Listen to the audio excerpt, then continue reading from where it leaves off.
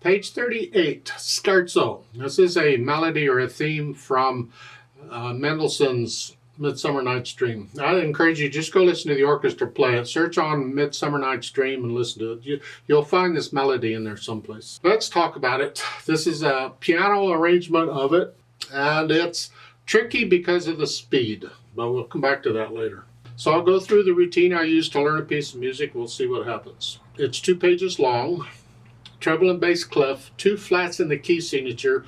We're in the key of G minor here because G minor is 2 flats. So do the scales and arpeggios for G minor and B flat major. And you may be thinking, how do I know it's G minor, not B flat major? Because I haven't been going through all of that. I'm hoping by now you understand how to do it.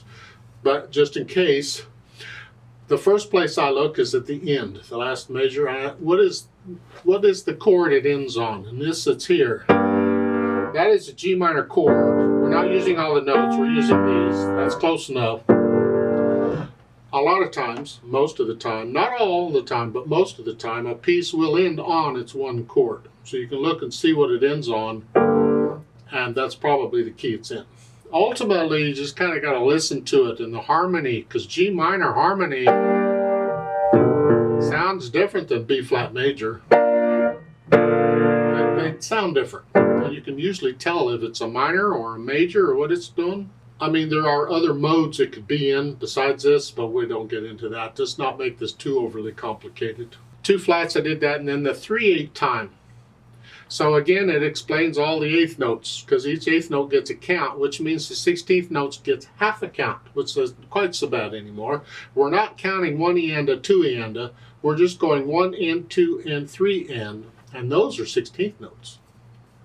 So let's check each hand to make sure we understand what's going on. At the beginning in the right hand, the notes are here. That has the 8 VA above the staff, so you got to come up here. So it's 1 and 2 and 3. Come. They want 4th finger again. I don't want to use 4th finger twice. You get away with it because of the articulation, because it's staccato, and you can do that. But I would prefer to find a fingering that allows me to connect it. I have found, and that's what I learned in college, it's usually a better, more stable fingering. So I want to, if it's here, I'm going to use 4, and then I'm going to use 3 here. Here. So, or I could use 5 on that one. Here, and then 4. Here. And this is important here. At the end of the first line on the 16th notes. It's 2, 1, 3. Do you think, what's the point? Because I can do that. I can do that. Or there's other fingerings. But the point is, in this piece, because of the notes and what's coming, it's better to use thumb on the last one. So it's on this. You get this quite a bit throughout. The notes might be different, but it's going to be the same fingering. And that's because, again, on the second line, then after here, I have it here. I have this. I got to be in this position. And using the thumb there puts me in this position. So it's here.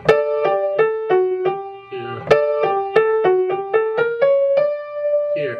Now on the second line, 3rd measure, I don't want to end on 5th finger because I got to come up here next. So I'm going to do 4. 4 is like the scale. This way I'm ready for this. And you get 3rd line, 3rd measure, same thing. 2, 1, here. And then this chromatic scale you can do, I hope. So this lesson, part of what this lesson is about, I guess it is what this lesson is about, is introducing you to a new type of accidental. We've had 3 kinds of accidentals so far, the sharp, the flat, and the natural, and those are the 3 used most often. There are others, and this introduces you to one. It's called the double sharp. It's a little X, and you'll see it there in the 4th line down in this chromatic run going up. look in the third measure, and you'll find right in front of that last note, that F, that has an X in front of it, that is an F double sharp. So you have an F, you have an F sharp. For a double sharp, you just sharp it again. It's a G. So the G can be an F double sharp, or you could probably guess it can also be an A double flat. We'll get to the double flats later because that's the other type of accidental. But the rules for it, it's an accidental, all the same rule. It applies from that point on for the rest of the measure in that staff. Well, that's the last note in that measure, so it doesn't matter. The point is, when you get to that note, you're going to play a G. It's a chromatic scale. Here. Last note in the line is an F double sharp again. It's here. You just keep doing that. Here, there again. That's all. Now on page 39, you're getting this pattern, this musical pattern that we've had throughout on the different notes, and you're kind of flying around and having fun. Go down to the third line. Let's just start at the beginning of the line. You're here. And the fourth line, you have a D and a D. And again, you got these octaves. Not a real good way of doing this on piano. We just have to do it. So what we're doing is you thumb here and then go up again. Thumb again and then reach out. We have to do this sometimes. And sometimes you got to use the little finger. But if we can, we use the thumb because it's a little easier to aim. And that's what we're doing here, is a thumb. And then you're here. You just stay here to go on because of the ABA.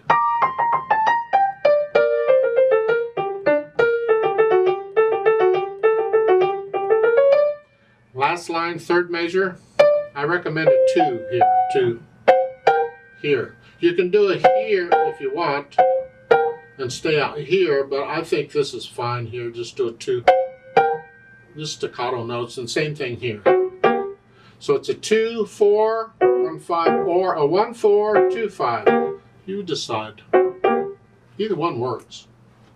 Left hand's got the chords. You have chromatic passage at the bottom here, and you notice it starts with the fourth finger. Again, when you get a chromatic passage in a music, you're liable to finger it however you need to. And fourth finger's there. We could finger it with thumb, just like a chromatic passage normally would, but there's no point in it because we're going to do this anyway. So just start with fourth finger. You're going to continue that way until you get to this, and then the left hand or the right hand takes over. There are other fingerings for chromatic passages, and I normally use a different one. So if I happen to finger it different, that's just me doing it. You can use third finger on all these black keys, it's fine. So put the hands together. Let's see what we get. We're here. 1 and 2 and 3 and 1 and 2 and 3 and.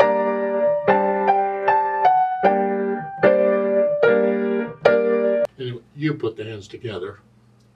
Then go back through it a few hundred times or whatever and slowly work out the hesitations. Keep it as slow as you got to go, doesn't matter, but no hesitations. It's a steady eighth note pulse throughout. And then we think about the articulation. On the staccatos, I'm going to flex at the wrist, and the short staccatos, accent here, not in the right hand.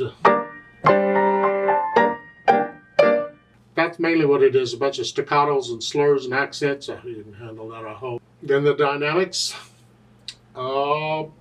It's really the right hand. Mezzo piano, sort of soft. This left hand, keep it in the background.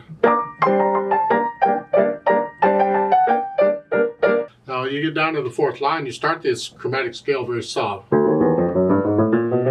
to soft. Moderately soft, moderately loud. See, they build in the crescendo for you. They could have said very soft at the beginning of the fourth line and then in the next measure put in a crescendo or a hairpin and left it at that.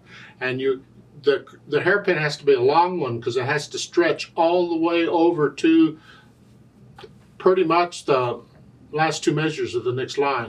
So it would be a really long hairpin to tell you you're gradually crescendoing. And if they were to do that, you'd have to stop and figure it out. Okay, how can I make this crescendo last all these measures? Well, you would do it this way, but they've written it out for you, so you don't have to figure it out. They're telling you every couple of measures you just go up a little bit, and that gives the illusion of a long crescendo.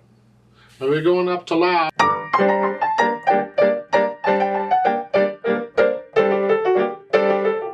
The accent that takes it up a notch, of course. And you're very loud in there until the third line, the end of it. You come back down, back to like you were at the beginning. And at the end, it's very soft. As far as the speed goes, good luck. Vivace is very fast. It's not as fast as it, but Vivace is pretty fast. It's faster than Allegro. And if you listen to the orchestra, they really do play quite. But this is going to have to be your Vivace. I mean, in my opinion, it needs to be accurate. Now, there are people who would say, but speed is part of it. And if you don't play it at the speed it's supposed to go, that's not being accurate.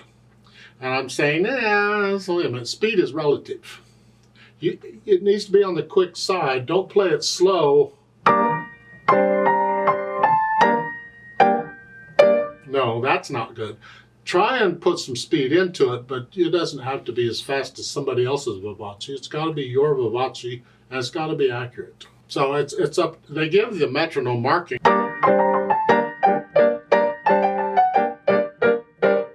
1, 2, 3, 1, 2, 3, 1, 2, 3. Somewhere in there on the metronome, again, it's got to be accurate. Now they've added pedal.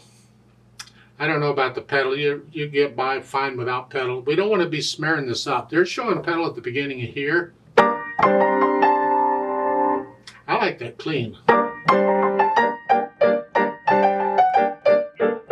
Again, if you're going to use pedal, why are you using it? I don't understand using pedal for this. I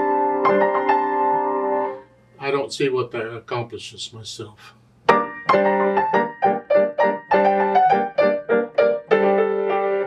I don't see I don't agree with that. I don't agree with their use of pedal on this. If I'm going to use pedal, where do I use it and why am I using it?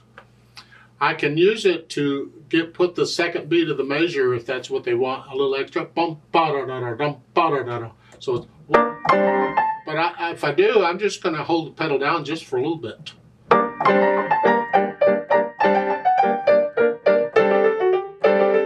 Just for a little bit.